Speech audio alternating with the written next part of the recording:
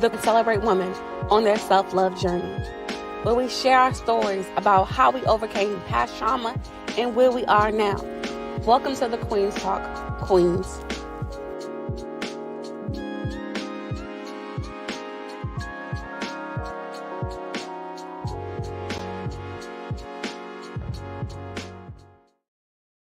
Hello, everybody. I am Leslie from Brown Girls Embrace, and welcome to the Queens Talk. Here in the Queens Talk, we talk to people about how they overcame past trauma and where they are now, and how we turn lemons into lemonade.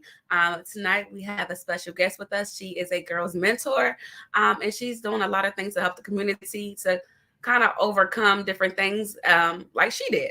But like I said, I'm Leslie from Brown Girls Embrace. Don't forget to like, comment, subscribe to my YouTube channel. Also, because I'm in the self-love community, check out my products, Embrace by Leslie Ann. The link is in my bio. And please feel free to comment in the chat if you have any questions for me or the guest tonight, and I will gladly answer them. We want you guys to be a part of the conversation if you have any questions for us. So don't forget to comment in the chat if you have any questions, and let's bring our guests into the room. Hello. Hi. How are you? I am good. How are you? I'm good. It's good to see you tonight or this evening. Yes. So, can you introduce yourself? Tell us your name and where you are from. Yes, my name is Darcel Collins. Previously, Darcel Stroud. I am from a small town in New Jersey, Burlington, New Jersey, and Willingboro, New Jersey. That's my home. And been in the Fort Washington, Maryland area since college. Nice. So since the Queen's Talk is all about overcoming and becoming better, can you take us back and tell us a little bit about your story about what are some things that happened in your childhood that made you who you are today? Oh, okay. So we're going to dive right on in. Wow, things that have made me who I am today. Well, I am a miracle baby, as most people say. My mother was a very ill person from the age of 7. She was diagnosed with a disease called myasthenia gravis, which is a disease of the muscles. And she was diagnosed around the age of 7 or 8. And basically, doctors told her and my grandmother that she would not live past the age of 10. Wow. So, of course, she lived past the age of 10 because she ended up having a child. But even in that birth, doctors pretty much told her that she should not give birth to any children because she could likely die from giving birth due to her illness. And my mom, who was a fireball and very strong and determined about everything in life, said, I am going to have this baby and, at whatever cost. And so that's what she did. She actually went against the doctor's orders and decided to have me. I was born in 1970, probably a couple pounds. I was a preemie. I had jaundice. Just learned recently that apparently I had some dents in my head. But I was a complete miracle. Like, my mom was not supposed to have children, and she absolutely did. She survived that. And in fact, that actually put her disease into a remission. And so that miracle in childbirth in me actually continued to be a miracle in her life because she went on to live longer. So that's my birth story. There's a lot more to that. I pretty much grew up in a house with my mother and my grandmother and my uncle, and we lived in a house together. My roommate when I was coming up was my grandmother. That was my best friend. Like, where she went, I went. So I spent almost all of my time with my grandmother if I wasn't with my cousins or my friends, but I was very close to my grandmother. And so we shared a room. We had twin beds. Oh, wow. It's like literally roommates. Literally, we shared a room. We had twin beds. I used to hop into bed with her all the time. And in the middle of the night, she would get up and jump in the other bed because she was running away from me because she wanted some space to sleep. And so, like, literally, we shared a room. The, I guess, life-changing aspect of that was on one morning in 1980, my mother came into the room and she's like, Mom's not up.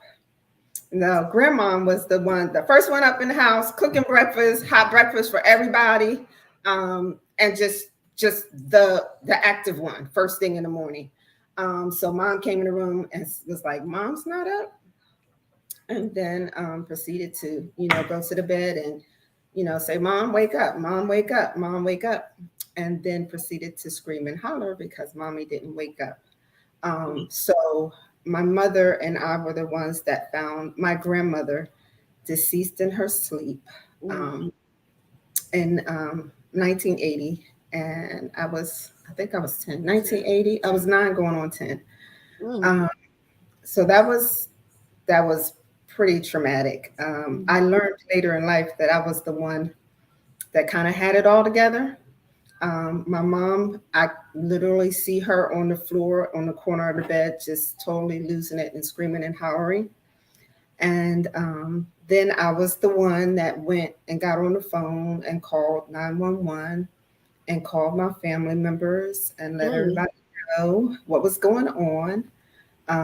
I learned a lot of that later in life because I think I had blocked that out. So I guess I was calm and collected and calling people. But after that, I literally was afraid to go to sleep at night. Wow. Yeah, seeing my grandmother die in her sleep, I would like just try to hold my eyes open and just try to stay up all night long because I was afraid I would die in my sleep. Wow.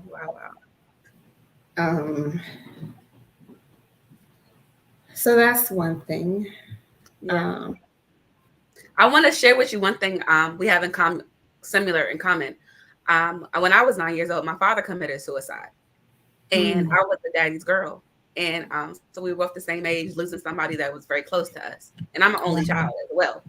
So when you talk about the sleep situation, I could not sleep. I thought he was going to come back and kill me.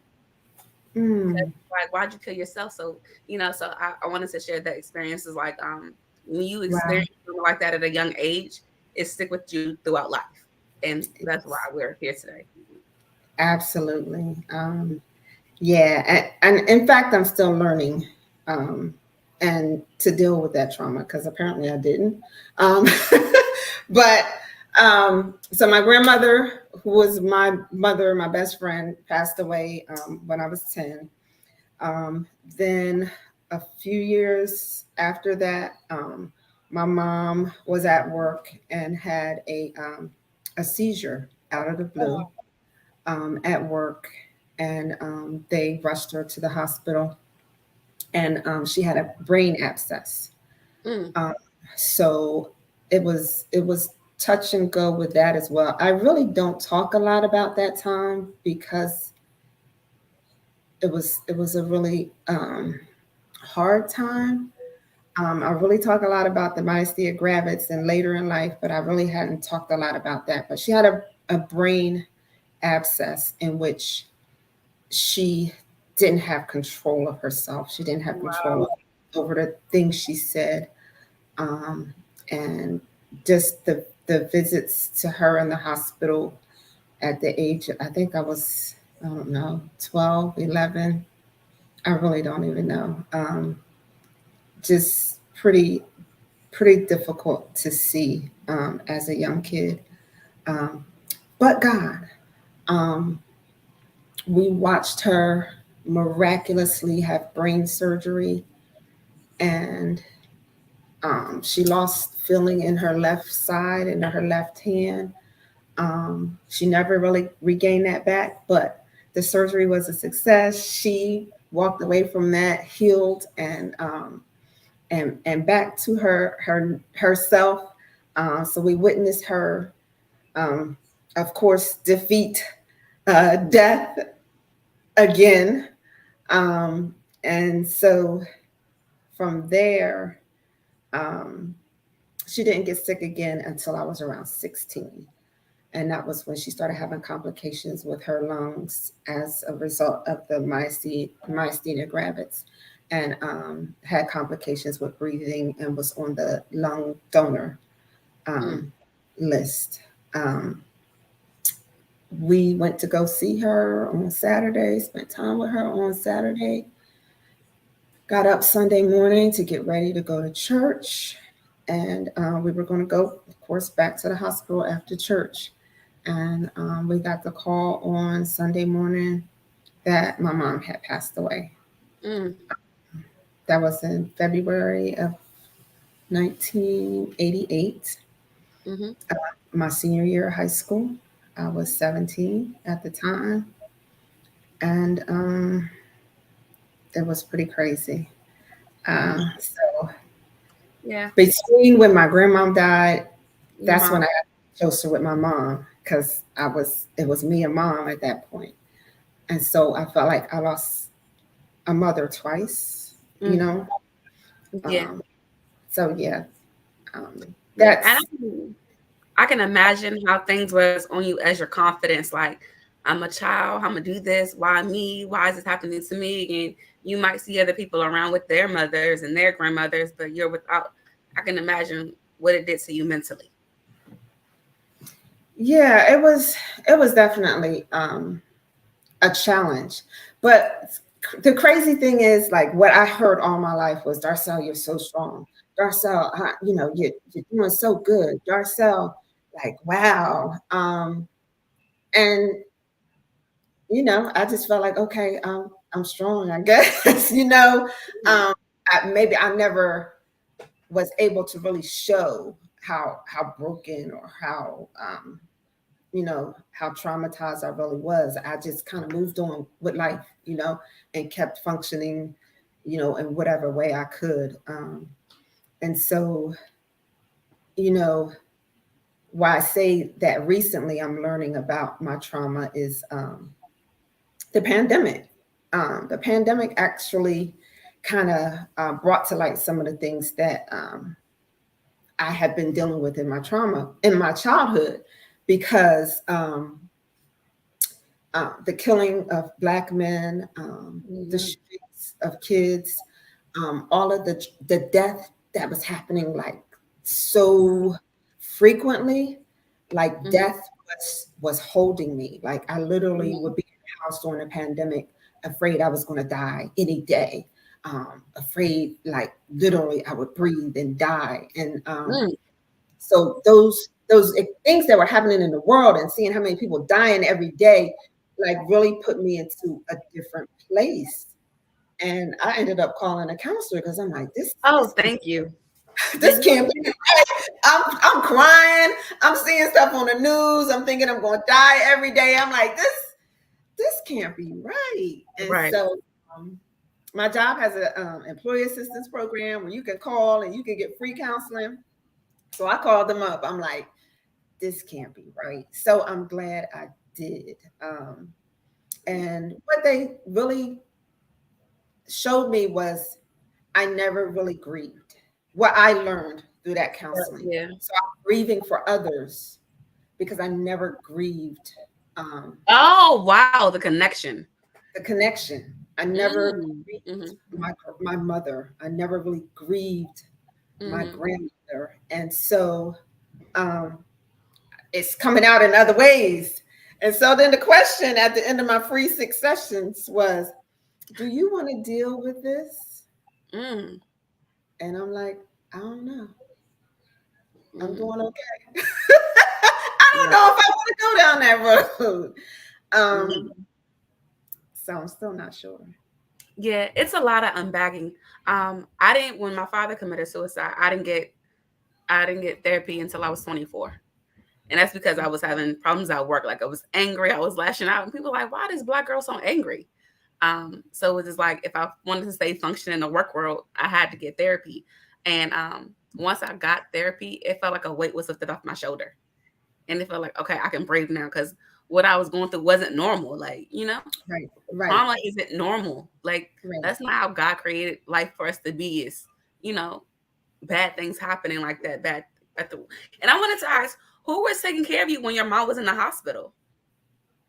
Oh my goodness. You see my family tree behind me. So this is my family tree, right? I Uh-huh. have the most amazing family ever in the world, and I'm truly grateful and thankful. So my other mom was my Aunt Joy, my Uncle Johnny's wife, Mhm. and like she stepped in.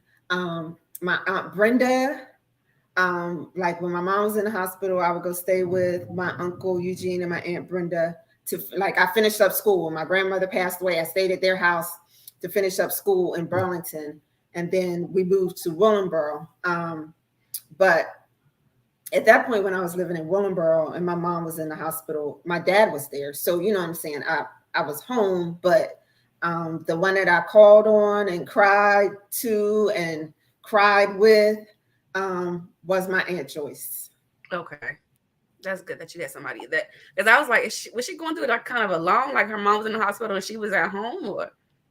But that's good that you had a lot No, of family support. I definitely had a supportive family and friends. But like even now, Mhm. I'm learning how I was acting back then. So through the counseling, I'm like, I went to my cousin who's like my best friend, my first cousin, and I'm like, how was I acting after my mom passed away? And because I really don't remember, like I have blocked out big chunks of my life after she passed away. And she was like, you just picked up and kept on moving. Like, wasn't nothing, like nothing had happened.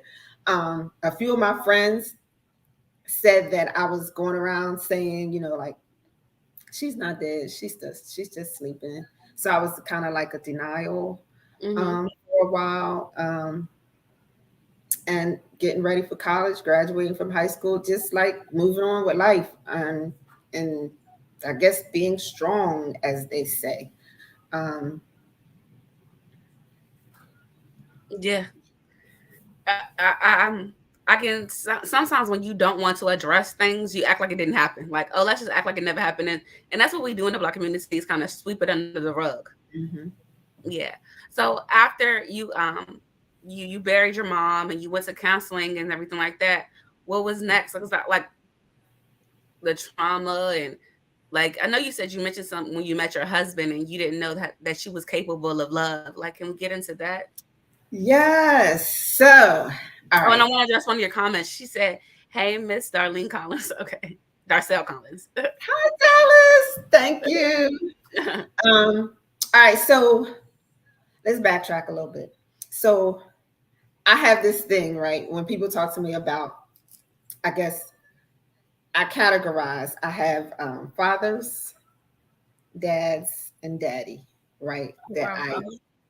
I put like true definitions in my life, in my world, right? So connecting the dots with my husband, and then um, so my father, my biological father, was not in my life for a large chunk of my life, and for that reason, I was the young kid who was always yearning that attention, yearning that love, not feeling loved, looking for love, um, believing any and everything that a guy said to me, you're beautiful, you're this, that, and the other, but not believing it myself. So I did a lot of desiring love as a result of my father. So my mom married my stepfather, who was Mitch, and that's my daddy. Like I called him daddy. That was my daddy. He stepped in. He carried me, legally adopted me at the age of Oh, 18. okay. At the age of 18, after my mom had passed away, because they talked about doing it, but because she was always so sick, it just never happened. And I've said, like, he was at that point, he was a single man. He could have moved on with his life and, not had a whole bunch of responsibility and baggage when it comes to a teenage young adult woman. But he legally adopted me at 18, and that was my daddy. That was my heart. And he loved me and never told me no. I was full rotten daddy's girl, 100%, till the day he passed away in 2015. So that's my daddy, my father, my daddy. And then I call my uncle dads. So in that phase when my biological father wasn't there, my mom hadn't married my daddy yet. Oh my gosh, my uncles, 3 of them, my uncle Eugene, my uncle Leroy, and my uncle Johnny. Those are my mom's brothers. They were my dads. Like, they treated me like their own child. And they spoiled me too. They loved on me. And so I called them my uncle dads, and like, to heart, that's how I felt about each and every one of them, and loved them to the highest, because they looked out for me. Mm-hmm. Okay. I think I didn't answer the question, did I? It's okay. It's okay, but that was good that you got a lot of support from your family. Like, you had great family support. Yes. I was coming full circle. I'm sorry, but I had to go through circle as far as because I didn't really have that confidence. I didn't love myself. I just felt a big void. So, I was just always looking for something in relationships, but I didn't love myself. I never felt like I was pretty enough. I just never did.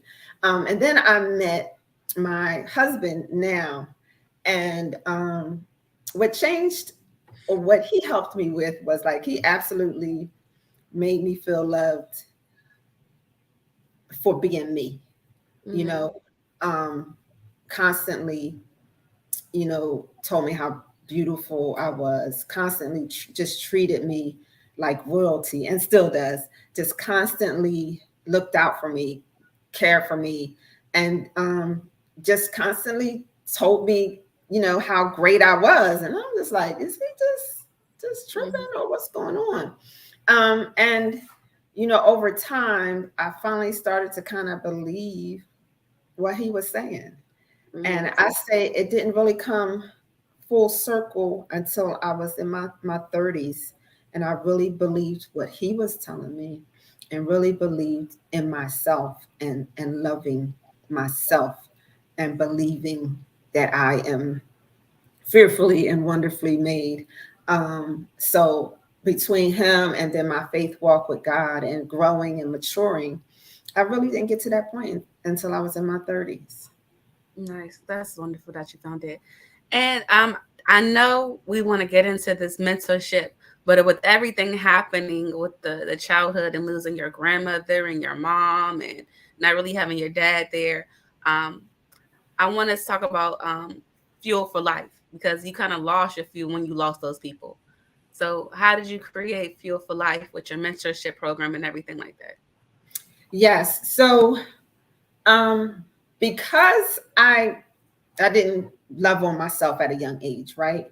As I got older, I just realized how important it is to believe in yourself, and have confidence in yourself early in life, because it impacts your decision making. So when I was younger and not confident, I would fall for the okie doke real easy, just very naive. And this is a prime example, right? I don't even know how many people know this story, but anywho, I fell for it. I'm a student, freshman, Howard University, loving life, right? Just, out in DC, living my life. And older guy comes up, nice car, nice ride, and just starts complimenting me, and just da da da da, and saying this and saying that. And I'm like, oh, oh well, okay. He's like, I'll let you drive my car if you just go for a ride with me, and this, that, and the other. The man, anyway, I was so naive and so stupid and just looking for that attention. The man ended up conning me out of my jewelry. Just like totally took advantage of my naive Mm-hmm. Just lack of confidence and lack of common sense. And so just making dumb decisions, just looking for that. That's I how you think started. That's why, like, the question was like, what made you start the mentorship? Like, yeah. So yeah, exactly. So with that, wishing out, I loved myself earlier in life. I just said, I don't want any other young people to kind of have that same experience that I did. So what can I do? What kind of program can I put together to encourage young ladies to know their value early in life, to know regardless of who's in your life or who's not in your life, whether it's not your dad's not in your life or whoever's not in your life, just to really love yourself. And I wanted to pour that into girls. So we had a business called the Set Teen Center. And then so as our giving back portion, we started our girls mentoring program. And it's literally called I Love Me. And for that reason, we want the girls to love themselves and unconditionally. And so we do everything to try to help them to learn that and live it and believe it.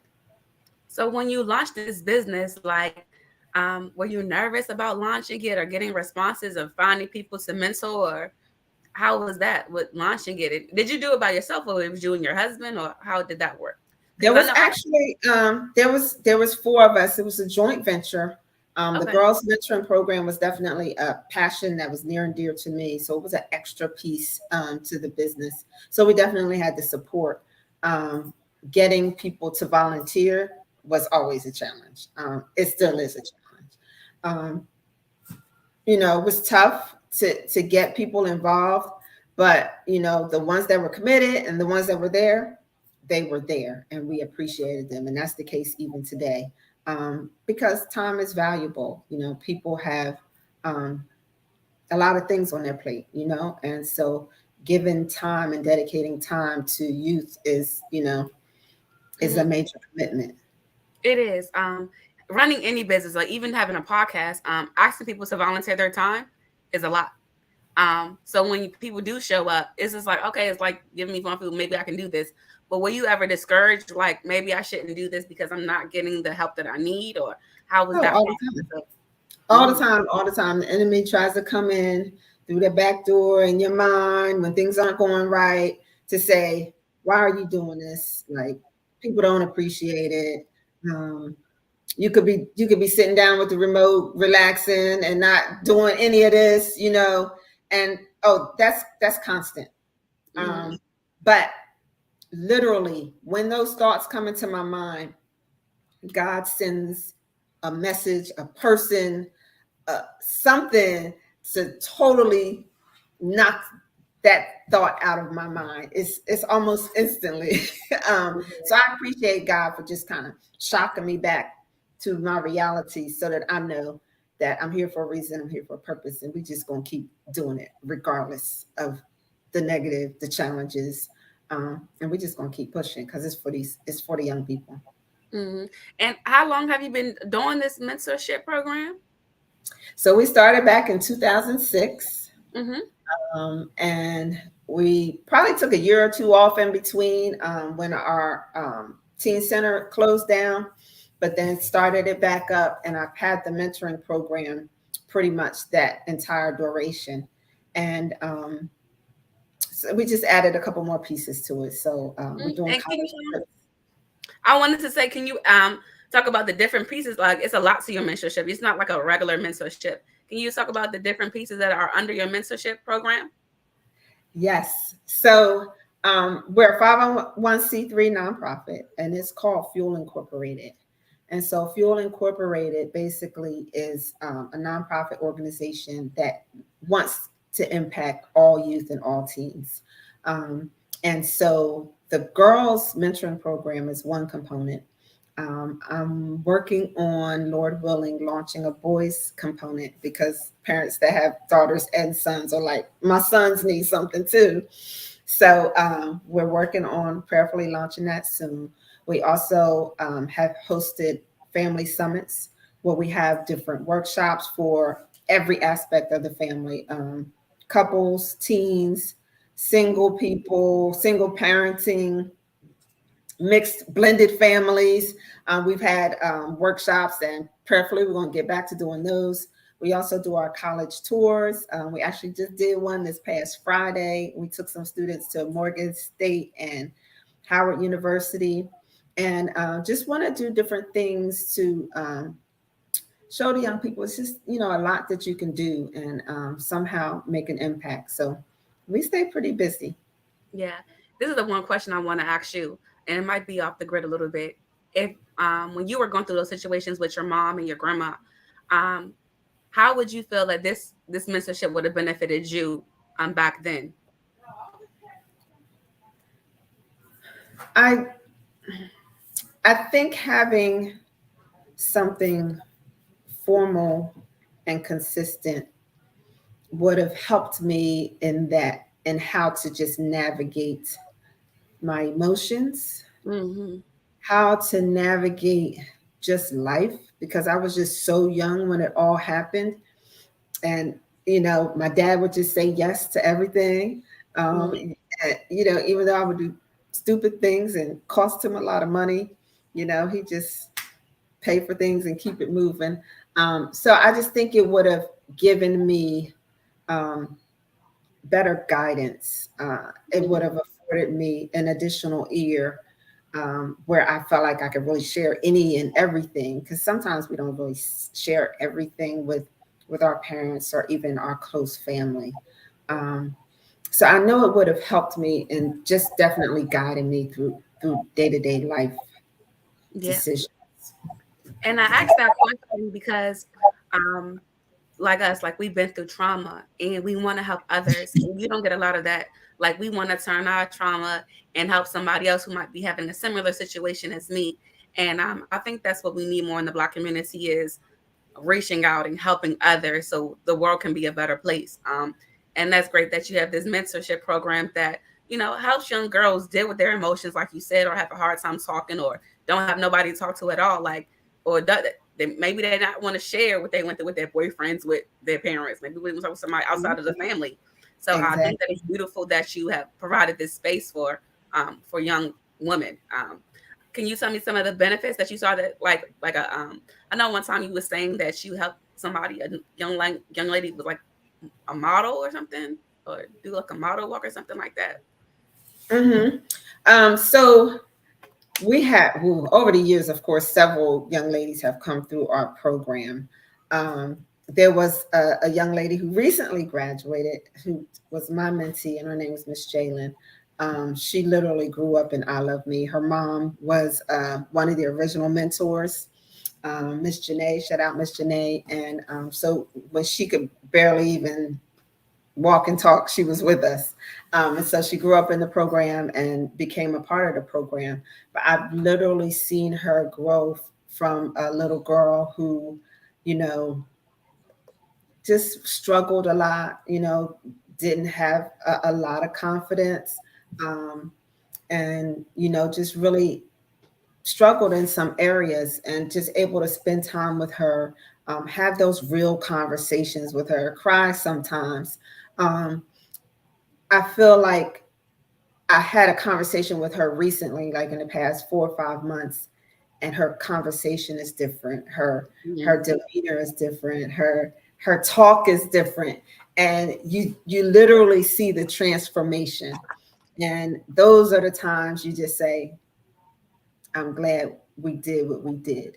Mhm. Even if That's we had minimal impact, some impact is better than none. And I believe we definitely had a lot of impact on her and many of the young ladies. One of the greatest gifts that I got from my mentees was literally they tore up pieces of paper and wrote little personal notes, right? Wasn't a card from the store. It wasn't, you know, a formal presentation or nothing, but they gave me a little thing with personal notes from the girls. And I hold those dear to my heart. They literally are on my nightstand. One of the girls said, I love Miss Darcel and the I Love Me program. They helped me to not be shy anymore. It helped me to be more confident. And Mhm. that's all we ask, Yeah. if we can just make that difference. Yeah, I want to address some of the comments, and feel free, anybody that sees a few people in here, you can comment. Rhonda, awesome. Darcel Hey, and Ra. Zumba with Keisha, awesome work. Um, Yes, my BFF cousin Keisha. yes, thanks Yes. for joining. If anybody have any more comments or questions, feel free to put it in the chat, and we'll try to answer it as soon as we can get to it. But anyway, so at the end of these programs, you said like I know you said your mentorship is a month or two. How long are your Ooh, mentorship programs? it's 10 months. It goes right along with the school year. Oh, We, okay. we start in September and we finish up in June. Oh, okay. Yes. So we meet every month and we have a different topic that we cover that is current based on what students are dealing with, current issues, times, and basic life needs. So, every year we'll put the curriculum together and get guest speakers to come in and talk to them about different topics, self-esteem, college readiness. We've done a little bit of everything. Last year we had somebody come in and talk about depression and anxiety. A few years ago, talked about suicide. One of the other topics was, young people just getting kidnapped, sex trafficking. So Prince George's County Police Department came in and gave an amazing presentation. So we deal with real life issues, but then we also do some stuff and have fun. We talk about dating. We talk about etiquette, dining etiquette, travel. I had my goddaughter come in. She's traveled to, I think, more than 35 countries and share her experiences traveling around the world and encouraging the young ladies to travel. So we definitely do stuff to have fun and have some good conversations, not just always the heavy topics. Yeah. When you finish the 10 months, do you see a difference in their attitude after they finish the mentorship program? Like they might come in with some struggles, and do you see a difference in their attitude? It's almost like a switch goes off, especially with the new young ladies, because they're trying to fill you out. They really they're not really sharing much, not really talking much. By the end of the year, there's definitely a change.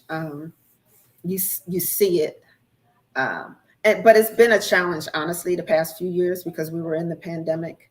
So we weren't able to do a lot of face-to-face. We weren't able to do a lot of the activities where we could just hang out and bond. So coming out of the pandemic, I'm seeing this as the first full year that we can just go all out and go back to normal and bond with each other and hang out with each other and do things. So I am truly excited. Thankful that God brought us through and looking forward to like a new year of doing a lot more with our young ladies. Yes. And before we get into that, Francine Shaw says, congratulations. I'm proud of you. Thank you, Francine. ILL Street TV, great mission, great work fuel. Oh, yes. Yes. Thank you. Any other events coming up or workshops, anything that you want to tell the people about? Oh, yes, absolutely. We always have lots going on. So we're going to host a mentor mixer. We are looking for more amazing, strong women that don't mind giving back and spending time with young ladies and being mentors. So we're having a mentor mixer on September 9th. And that's from 12 to 3. And then after that, August 22nd, that's my birthday. I will be 53. This is our third year of our scholarship. So I created a scholarship in honor of my mom. It's the Mary Diana Scholarship Fund. And so we give 2 scholarships to students in the DMV, 2 to Burlington City High School, which is the school my mom graduated from, 2 to Willingboro High School, which is the school I graduated from, and then 2 to students at the Bowie State University, which is the college I graduated from. Nice. So, you hear that thing, reach back and give back, know where you come from. Like I took that literally. And so I've always wanted to do a scholarship and give back to my community. And so that launches, it starts back up August 22nd. Applications open August 22nd, and then they close on October 21st, which is my mom's birthday. Okay, great. And our mentoring starts up in September, and then we have a fashion show on November 12th. So all those things in and coming soon. Yes, and I'll definitely be trying to make the one on September the 9th with the mix and mingle for the mentorship. Yes. Come on out. Yes. Well, I just want to say thank you for turning, your past into something positive and helping others. Like you've been through a lot, like from losing your grandmother to your mom and having a relationship with your dad, and you realize what you needed. So now you want to help others. And I think that's beautiful that you're doing that for others and helping people in the community, like the college shores and everything like that. So just want to say I'm very proud of that. Yes. So thank you for joining us tonight. Don't forget to like, comment, subscribe to my YouTube channel. Don't forget to follow me on Instagram at Brown Girls Embrace. And Darcel, where can people find you? You can find us on Instagram, Fuel, Fuel, the number 4, New Life. And I have a girls mentoring page on Facebook. I Love Me Girls Mentoring Maryland. Yes. Well, thank you everybody for joining. I hope you have a good evening. Don't forget, if you watch the replay, you can comment in the chat, and have a good night. Thank you. You can still